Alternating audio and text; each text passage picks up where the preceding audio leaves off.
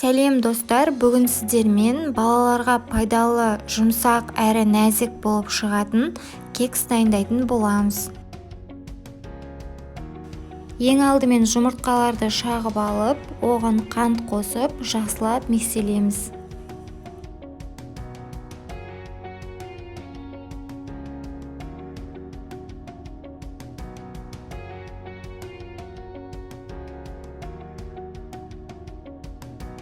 Келесі кезекте жұмсақ сары майды қосып араластырамыз.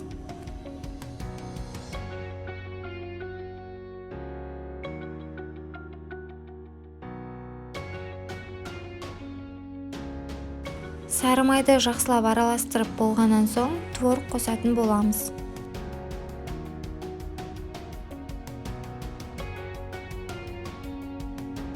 Сонан соң құрғақ ингредиенттерді ұн, қопсытқыш және ванилинді қосып жақсылап араластырамыз.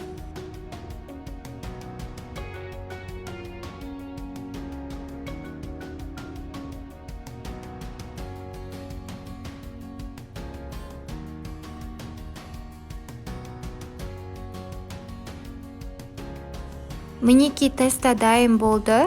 Консистенциясы осындай болып шығады. Енді оны пакет немесе мешоктың жәрдемімен формаларға орналастырып аламыз. Мұнда мен бір реттік формалар қолдандым. Сіздер кез келген форманы қолдансаңыздар болады. Сонымен қатар кекстің ортасына шоколад қостым.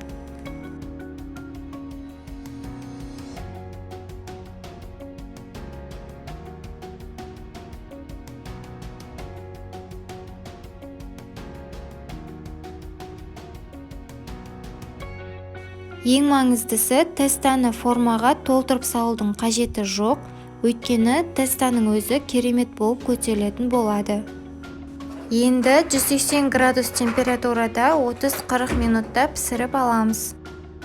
Достар, кекс дайын болды. Енді оны балапандарыңызға, жақындарыңызға дәм ауыстыруге тарту етсеңіздер болады. Өте жұмсақ, нәзік болып шығады. Әрине жасап көріңіздер және де міндетті түрде каналға тіркеліп алыңыздар.